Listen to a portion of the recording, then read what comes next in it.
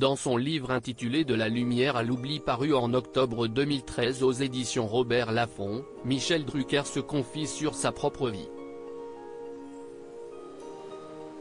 Ses joies, ses peines, sa carrière, sa santé, ses amitiés ou encore l'amour de sa vie d'Annie Saval.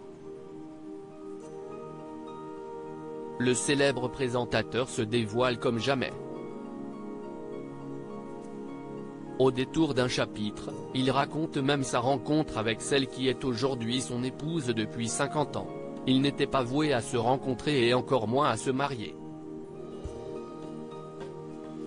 Pourtant, Michel Drucker et Dany Saval filent le parfait amour depuis maintenant un demi-siècle. Heureux et amoureux, les tourtereaux continuent d'afficher leur complicité au grand jour, des années après s'être unis dans le plus grand secret. Au début des années 1970, alors qu'il commence à peine à se faire une petite notoriété à l'international, Michel Drucker rencontre sa belle. Le coup de foudre est immédiat. Si est aussi dans ces années-là que je vais découvrir le cercle mythique des stars internationales. Cette découverte s'est faite de la plus belle façon qui soit.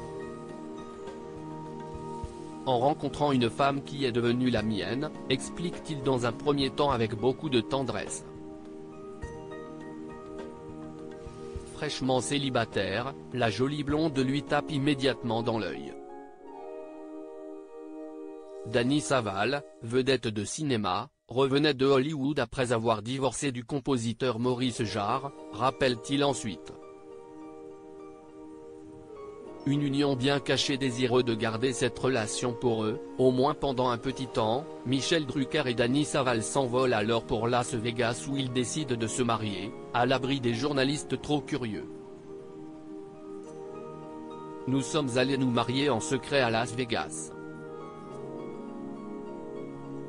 Outre-Atlantique, elle me présente ses amis Gregory Peck, Omar Sharif, Tony Curtis, Jerry Lewis, me parle de Bobby Kennedy qu'elle a bien connu, me fait mieux apprécier Charles Aznavour, son ami de toujours. Presque tous des monstres sacrés, se souvient-il. Si certains peuvent penser que cet amour était avant tout intéressé, Michel Drucker ne défend. Dany n'aurait connu que des chiens, des chats et des pigeons blessés, elle aurait quand même été la femme de ma vie. Assure-t-il. Une histoire d'amour belle et solide.